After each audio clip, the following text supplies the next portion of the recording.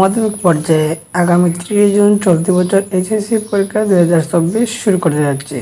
শিক্ষা মন্ত্রণালয় থেকে ইতিমধ্যে পরীক্ষার রুটিন প্রকাশ করা হয়েছে। পরীক্ষার আয়োজন প্রসঙ্গে শিক্ষা মন্ত্রণালয়ের দায়িত্ব থাকা কর্মকর্তাদের সাথে কথা বলা হলে তারা আমাদেরকে কিছু গুরুত্বপূর্ণ তথ্য জানিয়েছে, যে বিষয়গুলো শিক্ষার্থীদের জানা অত্যন্ত গুরুত্বপূর্ণ।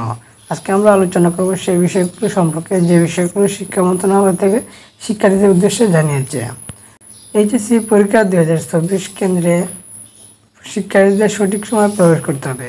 কোনোভাবে পরীক্ষা কেন্দ্রে দেরি করা প্রবেশ করা যাবে না। পরীক্ষা শুরু হবে সকাল 10টায়।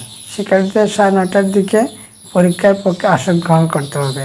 তবে পরীক্ষা কেন্দ্রের দূরত্বের উপর নির্ভর করে শিক্ষার্থীদের পরীক্ষার কেন্দ্রে উপস্থিত থাকতে হবে এবং চেষ্টা করতে হবে 9:20-এর মধ্যে যেন শিক্ষার্থীরা পরিস্থিতি উপস্থিত থাকে। তাছাড়া প্রথম পরীক্ষার শিক্ষার্থীদের রুল নম্বর অনুযায়ী সিট খুঁজতে হবে, যার কারণে একটু সময় বেশি লাগতে পারে। দ্বিতীয় নির্দেশনা, পরীক্ষার কেন্দ্রের শিক্ষার্থীদের প্রথমে বহু নির্বাচনী উত্তর দেওয়া হবে, এরপর সৃজনশীল পরীক্ষা প্রশ্ন নেওয়া হবে। সৃজনশীল এবং বহু নির্বাচনীর মধ্যে কোনো ধরনের বিরতি থাকবে না। এই শিক্ষার্থীদেরকে সময়ে সঠিক ব্যবহার করতে হবে।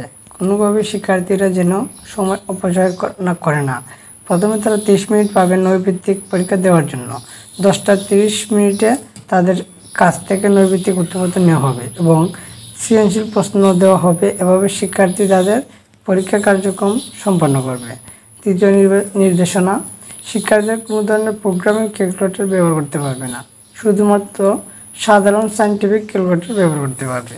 প্রোগ্রামিং ক্যালকুলেটর ব্যবহার করে অনুমতি নেই। শিক্ষার্থীর ক্যালকুলেটর সাধারণত সায়েন্টিফিক ক্যালকুলেটর কিনা তা যাচাই করে নিতে হবে। শিক্ষা মন্ত্রণালয় থেকে ক্যালকুলেটর তালিকা অনেক আগে প্রকাশ করেছে। তালিকা দেখে নিতে পারে শিক্ষার্থীরা, যেখানে সকল ক্যালকুলেটর উল্লেখ করা আছে। কোন ক্যালকুলেটর সাধারণ সায়েন্টিফিক ক্যালকুলেটর এবং ব্যবহারিক অনুমতি রয়েছে।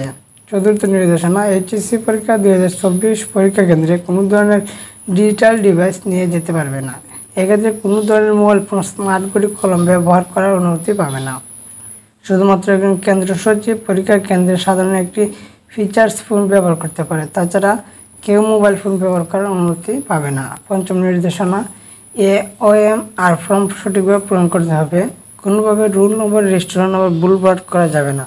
নৈর্ভিত্তিকের ক্ষেত্রে সেট কোড সঠিকভাবে ব্যবহার করতে হবে। এখানে কোনো একটি অংশ যদি শিক্ষার্থী ভুল করে তাহলে কিন্তু তার ফেল চলে আসতে পারে। তাই এই বিষয়গুলো শিক্ষা বিষয়ে নজর রেখে পূরণ করতে হবে। পরীক্ষা শুরুর দিকে এই বিষয়গুলো পূরণ করতে হবে। তাই প্রথম দিকে মনোযোগ দিয়ে রুল নম্বর, রেজিস্ট্রেশন নম্বর, বিষয় কোড, সেট কোড পূরণ করতে হবে।